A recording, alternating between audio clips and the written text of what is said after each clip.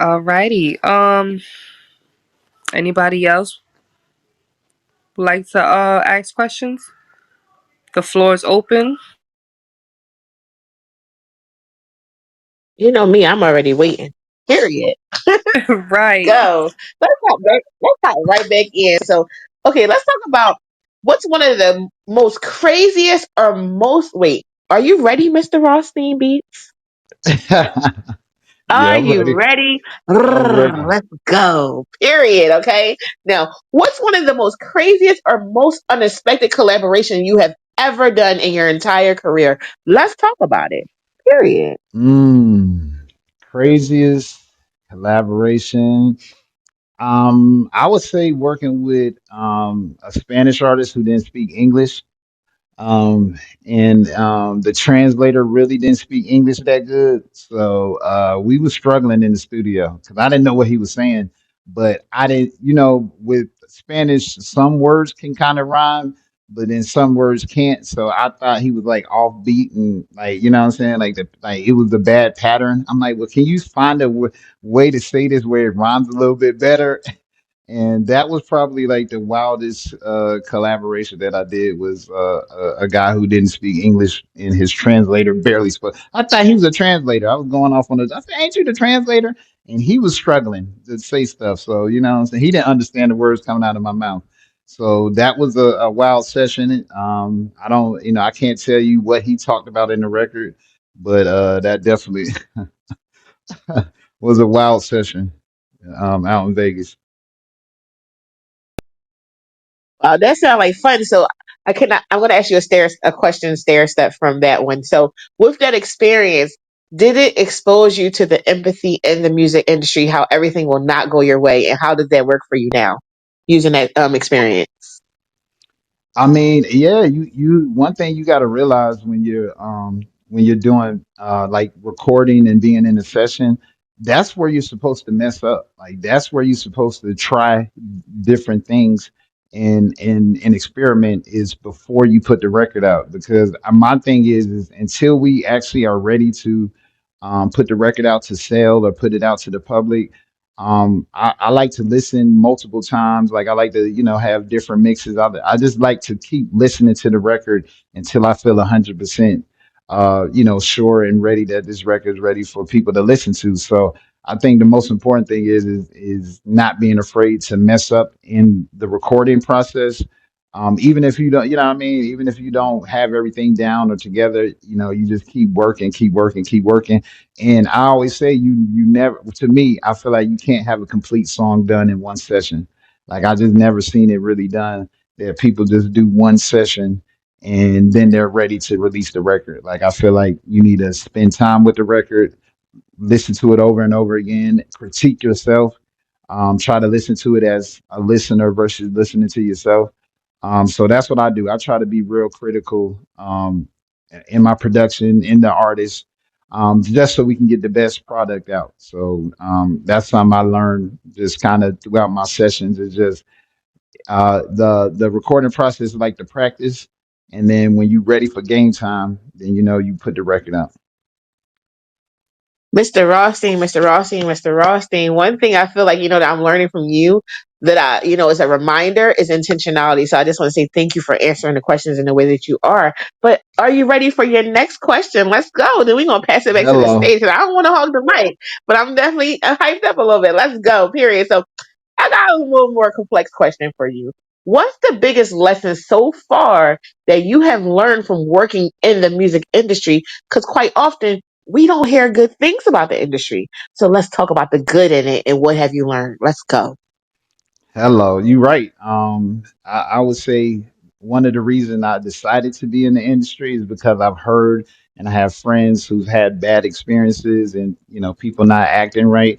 And so my thing is, if you want to be a part, if you want something to change, you have to be a part of it. And so what I learned is just like what I kind of said, like if you want to like you really can't complain about it if you're not doing anything about it. You know what I mean? So I literally wanted to make sure that I am somebody who is going to keep my character intact, my integrity intact, and we're going to do good business because when it comes to a producer and an artist, we're on the same team. We don't need to be arguing, fighting. We need to be working together. So I feel like if you can just find great people who have those same, character traits of, being honest, being real, not trying to scam or take advantage of people, because we're all meant to be used, but we're not meant to be misused. So I would say just, find people with the same vibe and intention as you. And I have found a bunch of people like that. So that just gives me hope that, the future of the music industry can improve when we start to have, like you said, intentional people in it, and people really that's not on that wild stuff, or talking crazy to people, and and all that. Like we got to kill all that and really just like make an industry a positive thing, even though it's not 100% gonna be positive, but at least you can be responsible for yourself. Like I'm responsible for myself, and then we can make this industry better. So that's my goal, is to make the industry better for those people that's up next, because music's not gonna stop. And we got a lot of our legends and people, we need more people. We need new legends. We need new Beyonces. We knew it. You know what I'm saying? We need more people to be out there, especially in our urban culture. You know what I'm saying? We got to keep it cooking. Period, Mr. Rothstein. I knew that was a complex question, and I think everybody in the room loved the answer. Let us know what y'all think about the interview so far. Come up the mic and ask Mr. Rothstein some questions. Welcome to Talk Your Shit podcast, hosted by Mr. Rocky and the team of Talk Your Shit podcast. With that being said, the stage is open. What does that mean? Unmute your mic and ask your questions. Let's go. Period. Yo, Josiah, you got some questions?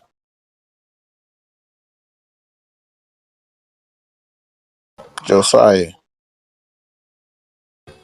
hello? Mother? I asked. You could ask. I mean, if you don't want to ask, I'll go back. Can hit the floor, mother. Okay. Hello again, Mr. Rothstein. How do you balance creative freedom with making music that's commercially successful? Man, y'all are some great interviewers. Let me say that. Y'all got me thinking tonight. I'm glad I didn't smoke tonight. I probably would have been messing up, but no. Um, no, I would say that's a great question, because we know when it comes to commercial music, a lot of times it is kind of watered down, kind of poppy, stuff. You know what I mean? For the radio, has a certain kind of sound to it.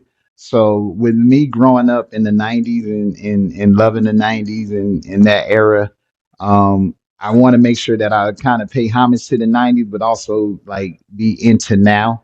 So I feel like just being able to fuse like the past with the future and bringing them both together, I think that's kind of how I just, what I mean? Because I feel like I can make commercial stuff and all that, but to me, authentically, I love, what I mean, I love music. So it's like, what I mean, I just go with what sounds good to me. And if it is commercialized, that's great. But I don't try to like purposely make like pop music or anything. You know what I mean? Like I just go with my vibe. And then when I work with artists, I just try to figure out what sounds work with their voice and tones, and then we just make magic that way. So I think if you just always just go in with the intention of just trying to make the best music possible and not copy already what's out there, because I think that's the easiest thing to do, is just whatever is hot last year, this year, and then you just kind of do the same thing. I try to stay away from that, and I try to make music that's gonna last beyond this year and beyond next year. Like, I want music to be played 10 years from now. You know what I mean? Like that's always my intention when I'm cooking. I love that for you, and I like that you said that you like keeping it authentic and doing what you do. Like from my point of view with that, it's like something that I had said earlier beyond Clubhouse when I was conversing with someone, and I said um I would never change the way I do my music or anything that I do because I'm authentic and true to me. So I won't do things to follow the crowd or things in that nature. So I like the fact that you said that. Yeah, I mean, you got to stay true to you. I mean, and it takes time to find out who you are. So you know what I'm saying? If you just started, give yourself some grace, give yourself some time because I have made beats. I got thousands of beats, so I just kept cooking. And there was a time I got inspired after Kanye said 5 beats a day for 3 summers. You know what I'm saying? Like that motivated me, and I was like he's really keep cooking. He's really developing. It's kind of like practicing. And even though all your beats are not going to be number one top 10 hits, but you can learn from each beat, or you can come back to that beat. I've done that. I've One of my placements was from a beat I did probably in 2009. You know what I'm saying? So it was a it, it, it didn't, you know what I'm saying? It don't matter when you cook because if it's good music